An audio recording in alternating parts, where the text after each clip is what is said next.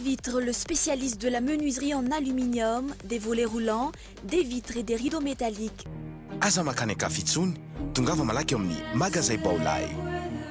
Vous avez votre bac, ne perdez pas votre temps. GSI Université privée, habilitée par l'État. Mandulchanao ni Vaovao.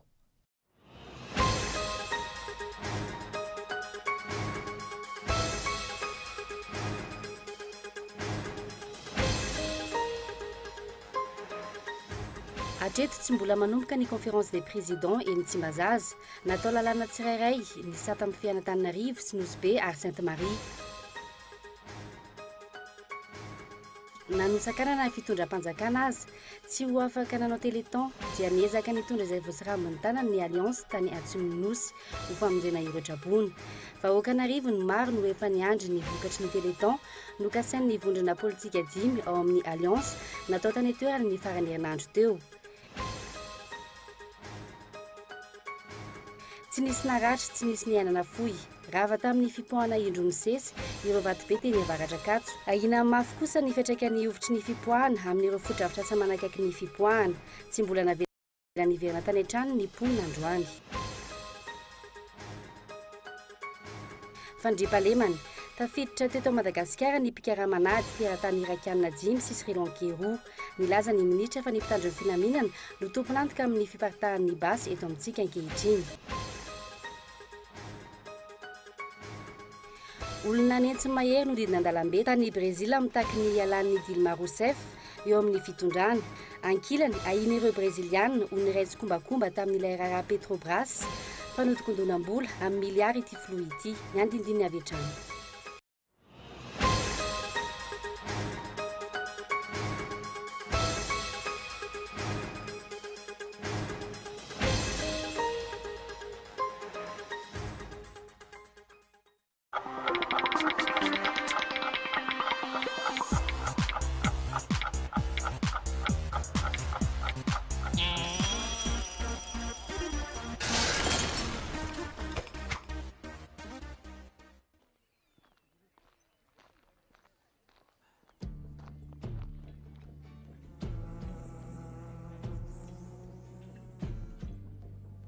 Raha tsy voatandrina tsara ny rano manomboka ny apatsakana ka hatrao atokantrano dia mety ho feno loto sy otrikaretina isan-karazany.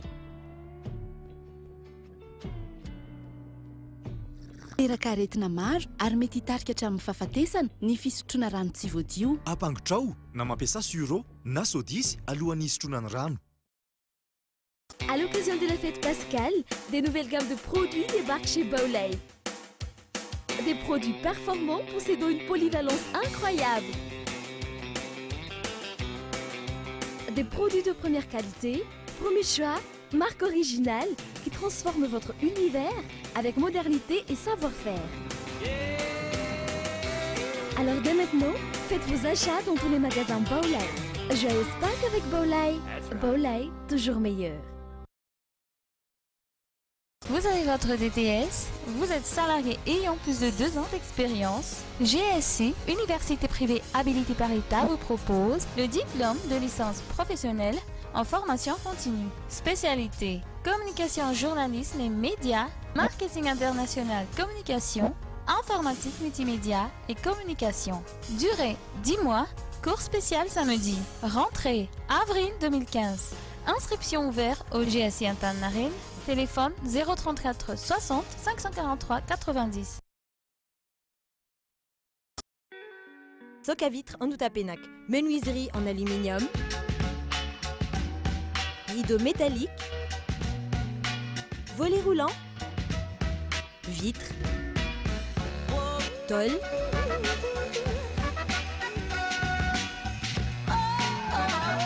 Vitre en Outapenac 020 22 682 28 033 11 256 63. Vitre en Outapenac, très sincèrement à votre service.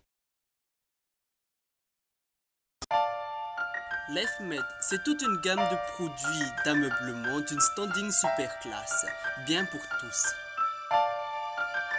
Pour ma nouvelle maison, ce canapé est vraiment idéal pour me relaxer le week-end.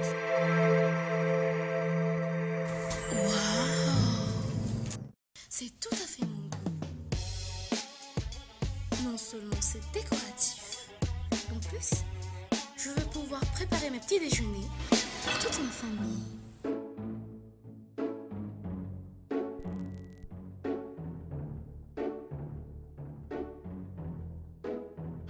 Même les enfants rêvent d'être grands. Lefmet, Anoussa. Ny hazo ny vanikolaka, ny tanin'andrino ny tsara. Ny orinasa Madagascar Évolution Immobilier dia vonona ny mefafapoanao izay mikasa hividy tany. Fitsidihana maimaimpoana, mampandrisaina anao amin'ny fikarakarana ny taratasy rehetra. Koa raha mila fanazavana fanampiny ianao dia antsoy azy ny lahazana 033 21 099 06 na ry 034 14 099 06 22 566 54. Madagascar Évolution Immobilier, un avenir sûr, investir, bâtir pour le futur. Bon ben je vais partir là. Hein. Ok. C'est bon là? Ouais. Pas de bisous? Non, ça va. Rejoignez Annick Beauté, spécialiste en coloration, coiffure d'événements, tissage, coiffure pour hommes, pack mariage. Oh, pas de bisous? Non, ça ira. Voulez-vous être une femme sublime, attrayante et sûre de vous? Mon secret, Annick Beauté. N'hésitez plus, affirmez votre personnalité chez Annick Beauté. Annick Beauté, notre secret.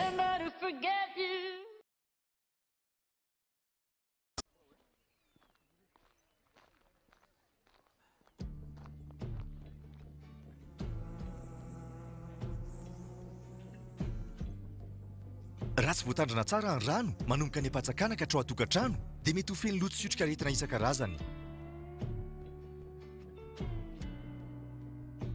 Teraka aretina maro ary mety hitarika hatramin'ny fahafatesana ny fisotroana rano tsy voadio. Ampangotrao na mampiasa suro na sodisy alohan'ny hisotroana ny rano.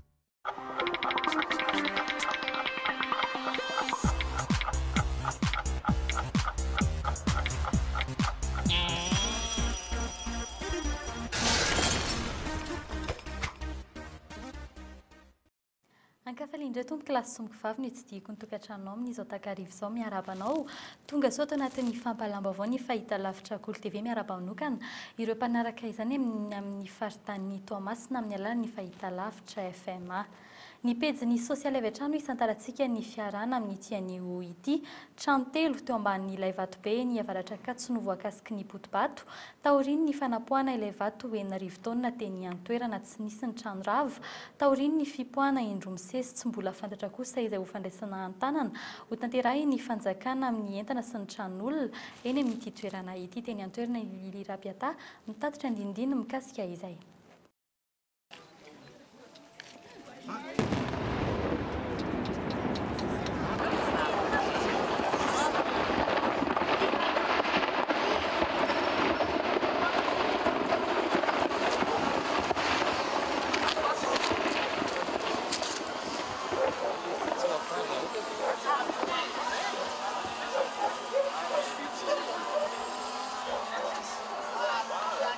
Sy folo atoandro no napoaka voalohany ilay vato be tety avaratra Katso tamin'ny 10 ora latsaka 10 minitra kosa ny fipoahana faharoa rava tanteraka ny vato ny Vangongo teny avaratra Katso ny orinasa Kolasa no nisana ny fanapoahana. Tsy nisy fanazavana ara teknika mikasika ny fitaovana nampiasaina tamin'izany. Ny fivorian'ny manam-pahaizana no manapaka ny fanapoahana sy ny anton'izany. Voro dia 8 taon'ny ansa.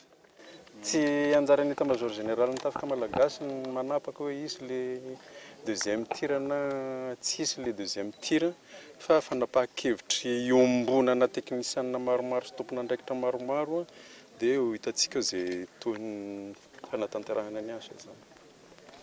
Tsy afaka tanteraka nefa ny loza mananontanina amin'ireo trano eny avaratra Katso ireo. Pona manodidina ny 5,000 isany voatery tafilanitra ho amin'ity androany ity raha tsy afaka tanteraka ireo vato mitatao ireo. Raha mbola misy loza mitatao dia ny tanjona 0 dégâts humains dia voavalo azy ianao mazay tendao zay. Mbola sahafa miandry ihany koa araka izany ny fanesorana ny vato madinika izay mbola nipitika noho ny fipoahan'ny dinamita namakian'ilay vato be. hatramin'ny hariva teo tsy nisy fepetra noraisin'ny fanjakana sy ny tompon'andraikitra amin'ny mponina izay noterena handao ny trano fonenany. Tsy mbola fantatra androany ny hoe rahoviana no afaka niverina eny amin'ny toeram-ponena ny mponina.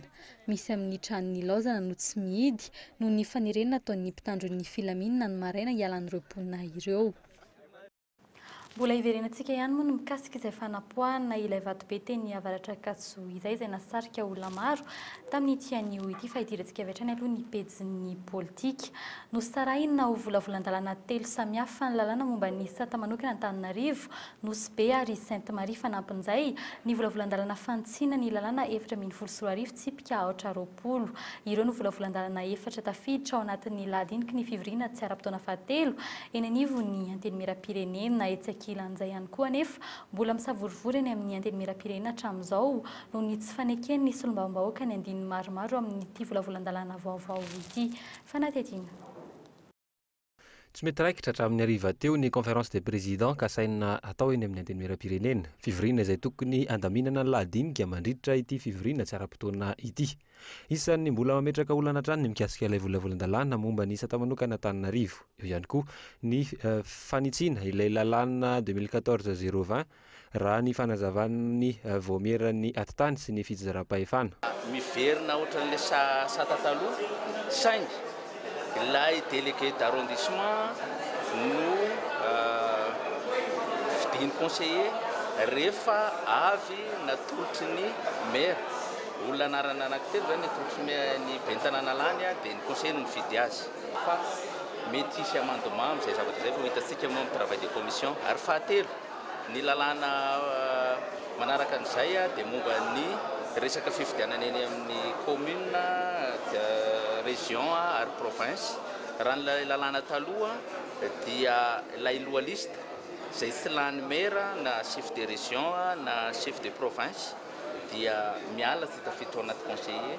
Fa ity lalàna vaovao natolotry gouvernement taty dia lasa rehefa tsy lany chef de l'exécutif izy dia lasa conseiller. Tsikaritra tamin'ny fanombohan'ny fivoriana tsy ara-potoana fahatelo ity ihany koa fa vitsy tamin'ireo solombavambahoaka voafidy teto Antananarivo renivohitra ny tonga nanatrika ity lalona-mpanokafana ity. Raha tsy ahivina efa faninefany izao nandalo olanina teny amin'ny antenimieram-pirenena ity volavolan-dalàna momba ny sata manokana Antananarivo ity. Miantso ny solombavambahoaka hanao ny asany amin'ny solombavambahoaka mpanao lalàna azy araka izany ny filohan'ny antenimieram-pirenena. Manainga antsika rehetra ao anatin'izao fotoam-pivoriana izao tsy hita rahitana miempaka indrindra antsika solombavambahoaka handray ny andraikitsika handinika lalina hamakafaka araka ny voalaza teo fa zay raha teo moa ny antsona antsika. Magaga amin'ity antson'ny filohan'ny antenimieram-pirenena ity dia ny hoe tsy nanao izany asany izany amin'ny mampanao lalàna azy izay ary ve ireo solombavambahoaka nandritra izay intelo metaona nandalovany ity volavolan-dalàna ity teny amin'ny antenimieram-pirenena izay.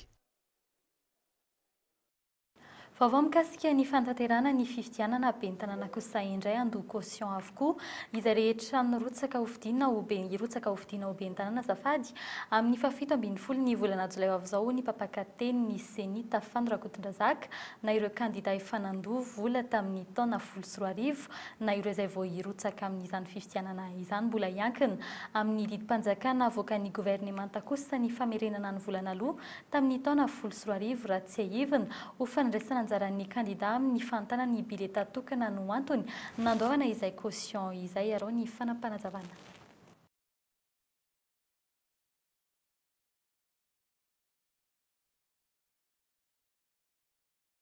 Dia vaovao mikasika ireo trabona avy hatrany anoizantsika ny fampalam-baovao amin'ny ity hariva ity.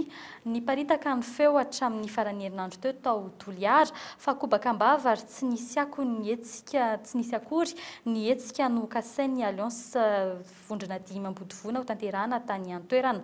Nisy ny feo nandeha falainga izany fikarakarana teleton izany ny zava-misy hatramin'ny asabotsy farany teo vahoaka narivony nalefanody rehefa niandry hatramin'ny folakandro ny fanombohan'ny teleton Profitant tany Toliara. Nivoaka tamin'ny fahanginany araka izany ny tompony andraikitra sy ny ray aman-dreny ara-drazana ary ny tanora ny an-toerana fa nisy ny vary 10 taonina no kasaina ho zaraina ankoatr'izay voangona tamin'ny téléthon tsy eken'izy ireo ny famafazana lainga fa indrindra ny fihetsiky ny fanjakana nanafoana iray andro mialoha ny hetsika izay no kasaina atao na dia efa nanome lalana aza ny lehibe ny faritra sy ny komina any an-toerana arahintsika ny fanehoan-kevitra vitsivitsy tany an-toerana mikasika izay. Hita io fa tsy amin'ny fivolanantsika teny mpamaraka zay hoe kobakambava na tegamposo hoitsika Toliara. Tsy de gamposo laha io fa io ty fanomeza ho nameny 5 alliances fe misy koa bevata koa mandrara an'izao hetsika tokony hataotsika ara-sosialy zao ka de tsy hita ry hatao fa vahoaka madinika tsika miaratsy avao. Zahay koa tsy miala anareo vahoaky na ino kidona na ino kihatra fa ho zay ho hitatsika ao ny fitohiny tantara. Raha mbo mitohitohy ohatran'izao zany dia tsy anaiky zay fa nanareo tandalana zany afaky ho dodonay raha ohatsy ka izao ro mbo ataonareo mitohitohy zany zao fanakanana zay fahasoava hatao Toliara zao.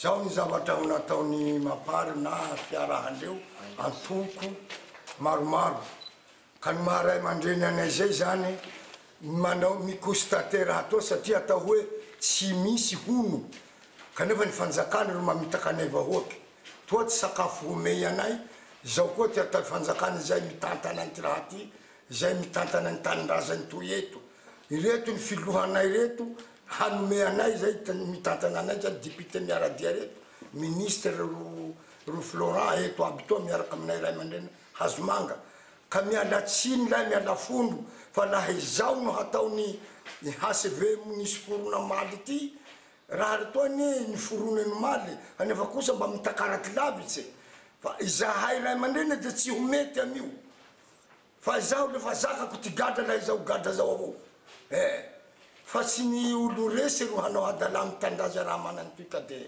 malahelo zahay fa kosa sakafonay ty ilainay ho azonay. Eo amin'izay lafiny sosialy izay atranotra bona sy ravatrano 500 maherina azo fanampiana avy amin'ny fikambanana vehivavy malagasy sy miara-miainga na ny VMMM atao amin'ny komina Sapotsynamena sy ny komina Manandrina. Trabona sy ravatrano 220 kosa nahazo fitsaboana sy fanafody imamem-pona. Antony nanaovana izao hetsika izao ny tokony fanampiana amin'ny samy malagasy rehefa misy ny vona sy ny zavatsarotra manjo ny mpiarabelona araka ny fanazavany ny flou national ny fikambanana vehivavy malagasy miara-miainga. Fanatedina.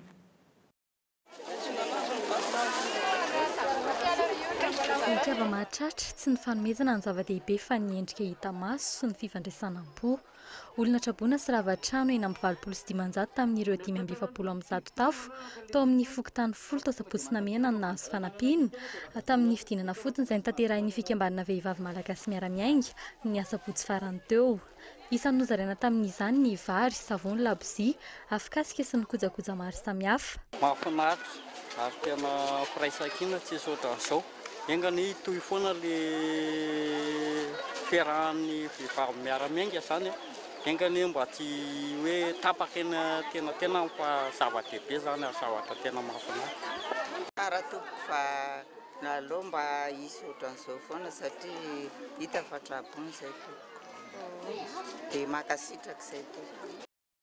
Nahazo ny anjarany ihany koa tao amin'ny komina Manandrina, trabona sy ravatrano miisa 570 ihany koa nahazo izany fanampiana izany avy amin'ny fikambanana vehivavy malagasy miara-miainga. Ny tsy fahafan'izy ireo mivarotra ny vokatry ny fambolen'izy ireo noho ny nafitsiky ny fiakaran'ny rano tena miteraka fahasahiranana ho an'ireto tantsaha sy trabona ireto.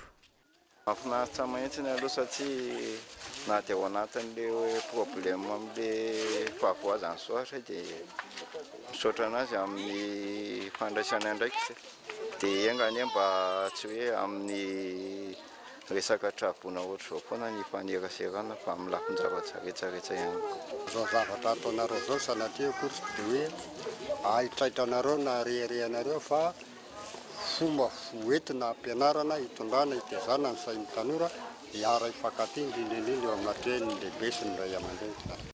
Isan'ny koa ny fitsaboana sy ny fizarana fanafody mamem-pona ao amin'ny komina Manandrina raha toa ka efa nisy izany tany Sapotsynamena tsy voatery miandry ny any ivelany vao afaka amin'ny fanampy isika malagasy io ny filohan'ny fikambanana vehivavy malagasy miara-miainga. rehefa misy ny loza dia mba mifanampy. Tena lesona lehibe ho anay zany zao ataonareo zao androany satria araka ny teneny teo misy ny ravatrano dia misaotra an'Andriamanitra fa mbola misy ny fitiavana ka mifampiatrano ny remenakavy. Dia izay zany mba lesona mba vovainay taminareo androany hoe aleo re mba mifanampy raha mba misy azo atao, aleo re mba fampitsinjo raha mba misy azo atao satria tsy misy afa-tsisika malagasy samy malagasy any ny afaka mifamonjy fa tsy manantena an'izay hoe any ivelany sy any aninona any. Kanefa indrisy araka ny tenen'ny Gamera teo mba nainga mba hanampy any zahay fa tsy navelana anampy.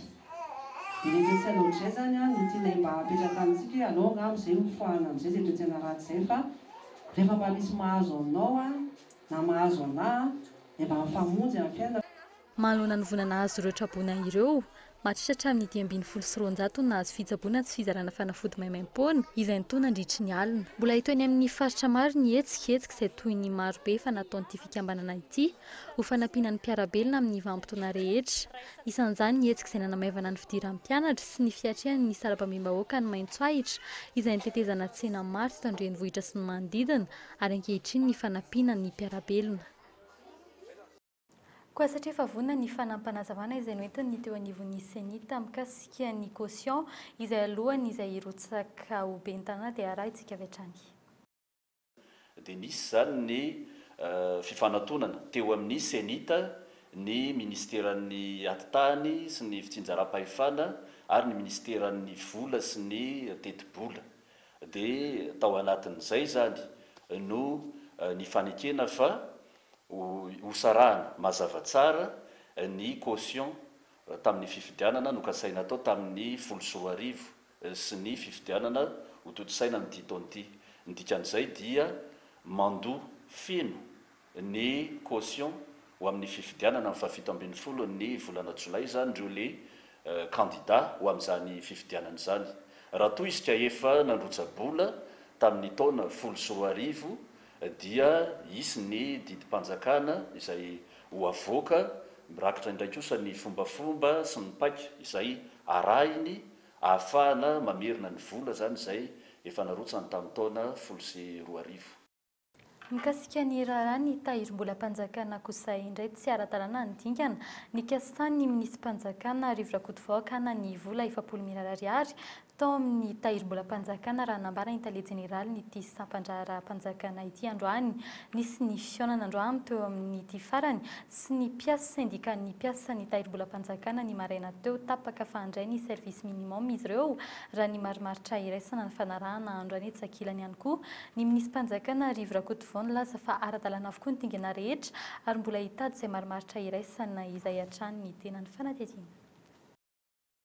Rehefa nikatso nandritra ny herinandro ny fampandehanana ny raharaha tao amin'ny tahirim-bolam-panjakana nandray ireo mpiasa ireo ny tale jeneraly vaovao androany. Ny famoafao ihany ny resaka sy ny vaovao nivoaka tao amin'ity fionana ity.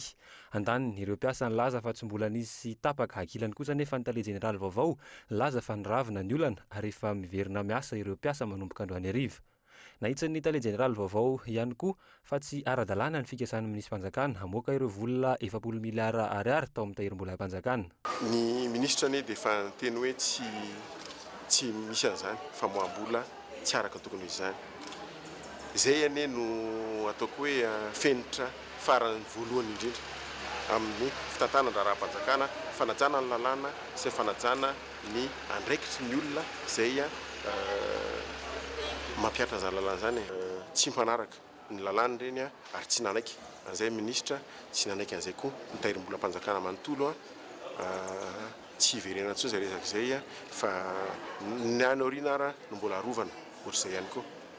Nandriza izany kosa nefa ny minisy-panjakana Rivrakotovao raha nanontaniana mikasika ireo olana ireo ara-dalàna raha nambarana ny dingana narahina rehefa eo am-pijerena izay marimaritra iraisana amin'ny famoahana ireo vola ireo ny ministera sy ny tahirim-bolam-panjakana.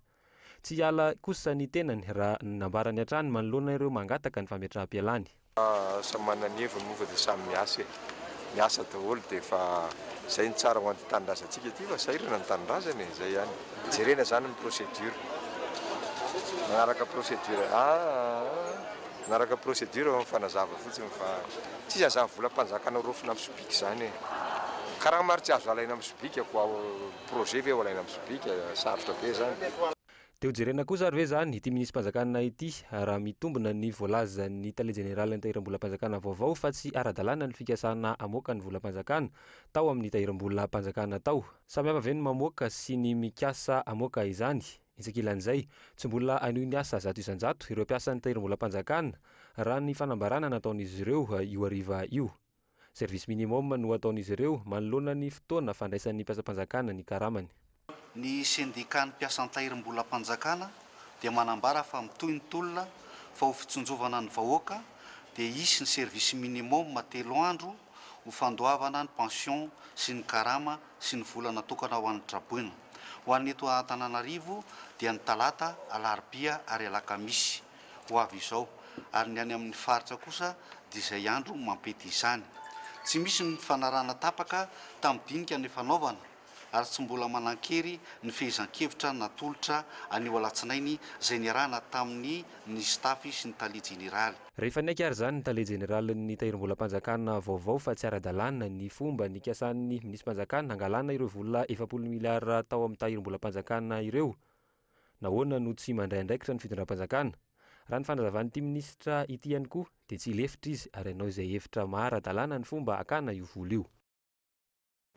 Eo amin'ny lafiny fitaterana nabakabaka kosa indray gadona eto Madagasikara amin'ny farany ity herinandro ity ilay fiaramanidina TR 62600 voalohany ho an'ny kompania mpitaterana ery Madagasikara ijery ity fiaramanidina vaovao ity any an-toerana ny filoham-pirenena era-jonary mampianina mialoha ny nahatongavan'izany eto an-tanindrazanareo ny fanatetiana. Efa eo ataoko hoe amin'ilay famaraparanana n'ilay atota taratasy rehetrarehetra andraisana sy anovana amentrahana le matriculation an'aéroplanina zany ny ery Madagasikara zao fa raha vonona daholo ny atota taratasy ampiasaina an'ireo aéroplanina ireo dia afaka miasa izy zany na eto Madagasikara na any amin'ny ligne européenne izay raha ny manakaiky indrindra eto moa zany dia eo à La Réunion sy any Mayotte. Manodidina ny 7 tapitrisa sy 7.20 miliara ny vidin'ny fiaramanidina ATR 62600 vaovao iray ankehitriny. Raha ny vola natokany fanjakana hividianana fiaramanidina vaovao, mitetina 450 tapitrisa dolara. Fiaramanidina efatra no andrasana amin'izany, ATR 62600 miisa 2 sy Boeing 737-700 miisa 2 izay anainga. Indray ny sidina nabakabaka amin'ny kompania malagasy sy anolo ireo fiaramanidina teo aloha. Raha ny voasoratra amin'ny teti-bolam-panjakana taona 2014 nankatoavina farany teo 250 tapitrisa sy 3 miliara ariary ny teti-bolan'ny ministeran'ny fitaterana nabakabaka ampiasaina amin'ity taona ity. Arak'izany tsy tafiditra ao anatin'ny teti-bolam-panjakana ho an'ny fitaterana nabakabaka ny teti-bola hividianana ireo fiaramanidina vaovao ireo. Avy aiza arak'izany ny amoahana ny vola hividianana izany. Fanontaniana nipetraka ny aminy hoe fa tiantoka hatrany no nivoahan'ny kompania nabakabaka, indrindra ny tsy fivoahan'ny kompania tao amin'ny lisitra mainty ny vondrona Europeanina. Manaraka izany ny hoe avita sidina maritra, izany hoe sidina iraisam-pirenena ve ity karazana fiaramanidina ity, izay fantatra fa tsy misy toerana fa tsy 770 ary namboarina anao sidina akaiky. Nahoana tsy mangarahara ny momba ny vola ny hividianana ireto fiaramanidina ireto.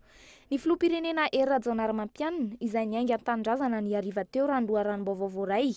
Ny azo any Toulouse namita ny fitsiriana farany raha efa ny herinandro lasa teo no tonga tany an-toerana ireo teknisianina. Ny volana avrily izao no tonga ny ATR 62600 iray manaraka, izany hoe mahatratra 5 ireo ATR ampiasain'ny kompania ery Madagasikara afaka iray volana. Lafim-baovao fatateraka kosa indray misy mpanao politika manao izay hevitra rehetra azahoana tany-panjakana mivarotra izany mora avy eo amin'ny olon-tsotra amin'ny fomba mihaja. Mitohy ny fivarotana tany mora eto Serona dia miato aza ny fanomezana tany-panjakana mirona kokoa amin'ny tan'olon-tsotra ny fikambanana tany mora ankehitriny azomana ny mpanjifa. Azo antoka koa izany noho ny tany-panjakana izay anjakan'ny fisolokiana matetika ny permis de lotir na ny fahazon-dalana izarazara tany no anamarinana fa ara-dalàna ny tany amidiny ny fikambanana iray. Fanadidina ny tanteray ny Oliva Antriniala. Tato anatin'ny 9 bolana farany mitombo ny rarahady tany tonga eny anivon'ny ministeran'ny fitsarana. Tafakatra hatramin'ny 700 mahery ny raharaham-pitsarana ankehitriny no disadisa vokatry ny ady tany. Isan'ireo olana mba teti-pitranga amin'izany ho an'ireo mpividy tany tsy nampiasa izany tao anatin'ny herintaona. Voatery mamerina ireo tany vidiany ho an'ny fanjakana ary dia tafakatra hatreny amin'ny fitsarana ny raharaha. eo ihany koa ny tsy fananan'ireo mpivarotra tany ny fahazon-dalana izarazara tany ka ireo mpividy no lasibatra avy eo. Tsara ihany tsika vahoaka mitandrina amin'ireny projet immobilier reny mba hanamarina hoe manana an'le permis de lotir ve le izy à la limite raha ohatra ka latsaky ny eo amin'ny 2 hectares et demi eo dia misy an'ilay atao hoe découpage général ka raha misy an'izay autorisation izay dia manamarina ny administration publique fa ara-dalàna le izy. Raha tsy ahivina nahato ny fanomezana tany-panjakana hatramin'ny 12 Jolay 2024. Miato manaraka izany ihany koa ny fanomezana tany ho an'ireo mpanjara malagasy miasa ho an'ny fampananana tany na ny promotion immobilière. Aleon'ny fikambanana sasany kosa mividy tanin'olona misy tompony manana karatany ara-dalàna sy efa misy borne. Mandeha isan-100 metatra tora-droa amin'ny ankapobeny ireo tany amidin'ny fikambanana samihafa. Tsy tany-panjakana zany le amidinay, misy eo zany aloha hoe nangatahana, misy tanin'olona efa nividinay ara-dalàna dia efa mivadika ho titre amin'ny alalanay. Rehefa teratany malagasy ianao zany dia afaka mividy ny tany. Etsy ankilan'izay anefa tranga izay ilana fitandremana mafy tompona ndraiky mpanjakana ambony vitsivitsy ankehitriny no fantatra fa efa nahazo tany-mpanjakana maro, efa nahavita borne izay amin'ny anarany ary mamorona ireny karazana agence samihafa mivarotra izany ho an'ny olon-tsotra amin'ny vidiny mora. Io tranga io no isan'ny antony nampijoro ireo mpiasan'ny isam-pandrarany fananantany tsy anaiky ny tsindry aloka ataon'ny mpanao politika sasany ankehitriny. Mbola hanamora io fikafika io ny fanomezana ny fitantanana ny tany-mpanjakana ho an'ny komina. Araka ny décret 2010-234 voasazy ny lalana hiditra an-tranomaizina sy andolamandy ireo tratra manao fanajariana tsy manara-dalàna. Hatreto anefa tsy mbola nisy olomeloka rehefa nifaizin'ny fanjakana mikasika io resaka io. Eo amin'ny trangam-piarahamonina kosa indray ny teratany irakiana 5 sy Sri Lankais 2 ary malagasy miisa 20 no sarony mpitandro ny filaminana niaraka tamin'ny passeport santo ka tsy maintsy aran'ny lalana avokoa rehefa nanao ratsy ny ministry ny filaminam-bahoaka nandritry ny tatitra izay nitanteran'izy ireo tamin'ny mpanao gazety androany ity faran'izay nilaza fa ny mpitandro ny filaminana no tompona mitoka amin'ny fiparitahan'ny basy eto Madagasikara ankehitriny. Fanatetiny. Tatoato nandeha niresaka fa misy mpikaramanady avy any Iraka tonga eto Madagasikara. Rehefa natao ny fizavana sy ny fanaraha-masony sistany, teratany vahiny misa 7, Sri Lankais 2 ary irakiana 5 no sarona niaraka tamina passeport sandoka. Araka ny fanadihadiana nataon'ny mpitandro filaminana ho an'ny Frantsa ireo olona ireo. Niala avy any amin'ny tany nisy azy, nandalo tany Komoro, tonga teto Madagasikara, izay vao nikasa hiazo an'ny Frantsa toerana alehan'izy ireo. Olana teo amin'ny passeport nandritra ny fisavana no nahitana ny fa tsy manara-dalàna ireo teratany vahiny ireo.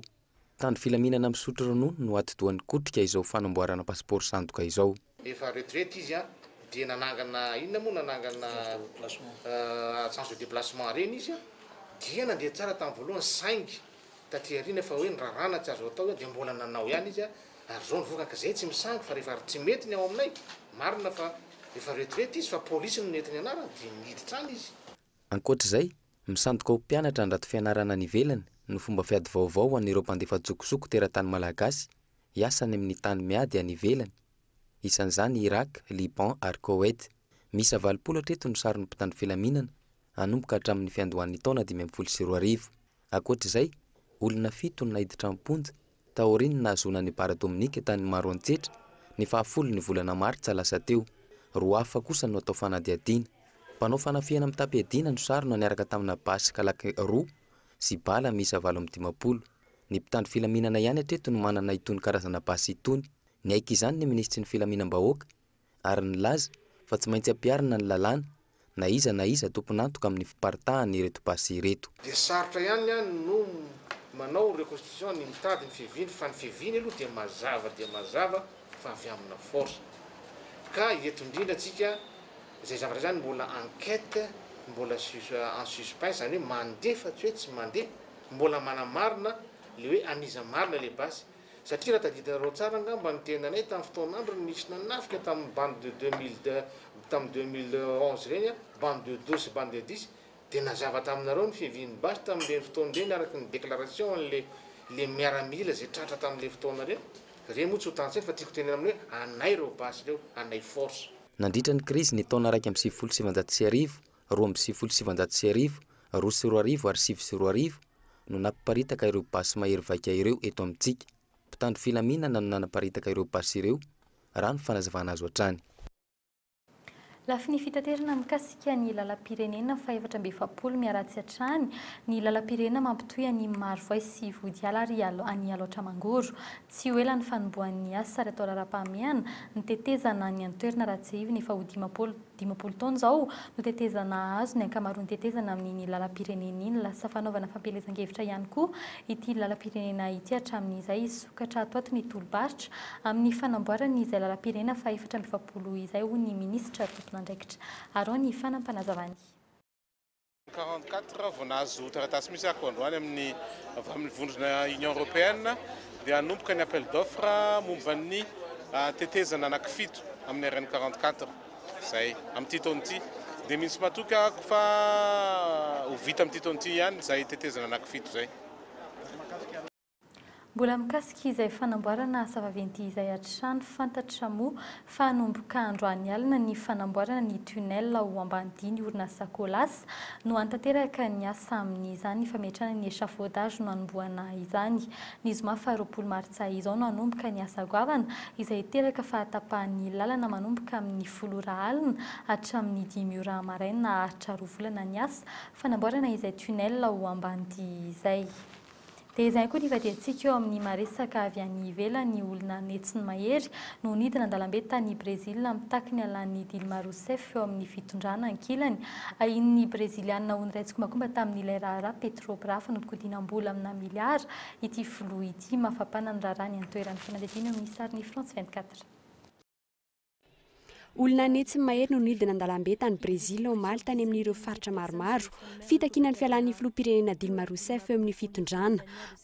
Antony fitohizan'ny krizy ara-toe-karena sy ny mikasika ilay raharaha kolikoly avolenta Petrobras izay hampangan'ny fiarahamonim-pirenena samihafa azy ho isan'ny raitsin-kombakomba tamin'izany no ny fanginany manoloana ity raharaha ity. Raha ny zava-misy vola amina miliara maromaro no nisy nanodikodina atao amin'ity orinasa mpitrandraka solitany Groupe Pétrolier Public Petrobras ity solombambaoka manodidina 50 no voatontonona tamin'izany niaraka tamin'ireo olona ambony tao amin'ny kongresy. Vokatra izay natratra 5,000 seraialy ireo mpanao fihetsiketsehana tao ny renivohitra Brezil, 4,000 tany Salvador de Bahia any avaratra Tsinana ny raha ny tarehimarika avy amin'ny mpitandro filaminana. 4,000 sy 4 lasira hetsika kosa ny tarehimarika avy amin'ny mpikarakara ny hetsika. Isanany ny anjarany tamin'izany ihany koa ny mpitokona tao Sao Paulo renivohitra ara-toe-karena. Ratsaivina ny farany taona 2012 no nahazo mandat faharoa atao anatin'ny 4 taona indray Dilma Rousseff. Ireo mponina ny antoerana miantso ny fandraisan'ny miaramila ny fitondrana. Tsy fanonganam-panjakana no takiany mpanao fihetsiketsehana fa fanajana lalam-pandroenana firosoana amin'ny fifidianana madio tsy lalaoviny antokony mpiasa izay manohana ny fitondrana ankehitriny. Ratsaivina nanomboka ny volana Martsa 2012 no nisy ny famoahany any anaran'ireo olona tompona andraikitra tamin'ny famotsimbola tao Petrobras. Araka ny fanambaranao teny am-piandohana dia iverenantsika ny mikasika ny fanapohany ilay vatobete ny avaratra Katso Ratsaivina tsy nisy ny naratra ary tsy nisy ihany koa ny ananafo tamin'izay fanapohana izay fanontaniana mipetraka kosa ny amin'ny fanaraha-maso sy ny ambiny sy izay mety ho vokatry ny fiantraikan'ny fanapohana. Anamafy ny fitiarana amin'ny vatobe sy ny tranon'ny mponina eny amin'ny manodidina ny fanapohana raha ny voalazan'ny teknisiana ny fanalana ny mponina ihany hatreto no fepetra no raitsy ny tompona andraikitra amin'ity raharaha ity ary ny andindina mikasika izay. Teny Ankatso lasa toerana fipetrapetrahan'ny mponina avaratra Ankatso ny tokotany Université. Mivondrona isaky ny fianakaviana ny traboana, tsy misy na inona na inona azo nentina nandritry ny fanerena azy ireo andao ny trano fonenany. Zao tamin'ny patsamaraina dia efa nisy mikorokodina nantona atao amin'ny atao hoe voanareo voafatsy anona nefa le zava zasa ara-potoana mihitsy izy raha hatram'izao zay efa ramadany ihany aloha tena marina. Fianakaviana iray amin'ny mponina antoerana ireto folo mianaka ireto. Eny amoron-dalana no hipetrahan'izy mianakavy, tsy afaka mivezina ny an-tranony izy ireo raha tsy afaka tanteraka ny vato. Fanarana dia izay. Izay amparity hoe ny alandroany zany tokony miverina. Tsy haiko hoe après 5 heures de temps tokony miverina. Kanefa ny hatramin'izao mbola tsisy mipoaka ihany eo dia izay mampitaintaina. Tsy nampahafantarina ny mpanao gazety ny hoe firy amin'ny échelle de Richter ny ovitry ny fipoahana raha ny fanazavan'ny teknisianina kosa anamafy ny fitrihana amin'ny faritra nisy ny fanapohana ny teknika no safidian'ny fanjakana Amin'ity raharaha ity mbola hisy fiantraikany izany izao fanapoahana natao izao indrindra ho an'ny trano mipetraka ety amin'ity faritra ity. Misy file zany azo apetraka amin'io vato io mba tsy explose be zany ilay izy ka hitondra bloc zany mety hanimba n'ilay fananan'ilay olona. Zay zany fahitako anazy zany amin'ny ankapobeny zany fa tsy haiko moa ny teknika. Hoaiza ny mponina amin'ity faritra ity raha ny fanazavana voaray avy amin'ny tompon'andraikitra tsy misy afaka miverina ny trano fonenana ireo mponina ireo raha tsy afaka tanteraka ny loza mitatao amin'ity faritra ity. Raha ny fanazavan'ny mponina tsy misy na sakafo na fitaovam-pisakafoanana na lamba firakotra azon'izy ireo noentina. Tsy mbola tafaverina amin'ny tranony ihany koa izy ireo androany. Tsy nisy naratra tsy nisy niainana fo irava tamin'ny fipoahan'ny indronsesy ny vatobe teny avaratra katso amin'ny lafiny fandriampahalemana tafiditra eto Madagasikara mikaramana anaty teratany irakianina roa sy Sri Lanka roa. Nisy koa mikasika ny raharaha ny tairom-bolam-panjakana kosa nisy ny fionana teo amin'ny sendika ny mpiasa ny tairom-bolam-panjakana sy ny tale jeneraly ny androany isy ny service minimum manomboka rahampitso. Tranga isan'ny nahalinan'ny maro indrindra fa ny mponina mandina navaratra katso ny fanapoahana ilay vatobe hatramin'ny 9 taona androany averintsika ato anatin'ireto sary manaraka ireto ny fitrangan'izay fanapoahana izay sady hoentina ihany koa hanaovam-belomantsika rehetra. Veloma tompoko.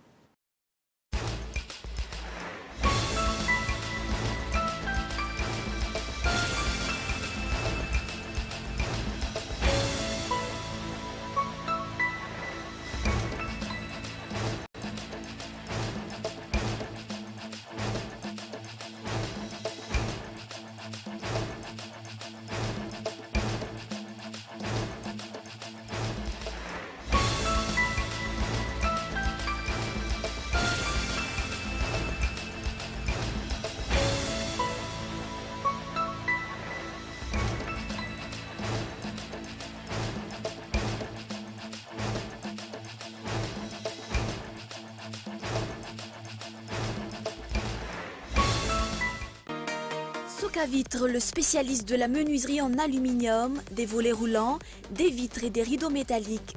Aza makany Kafitsony, tongava malaky amin'ny magasin Baolay. Vous avez votre bac? Ne perdez pas votre temps. GSI Université privée, habilitée par l'État. Nanulcha Nanteo, ni Vaovao.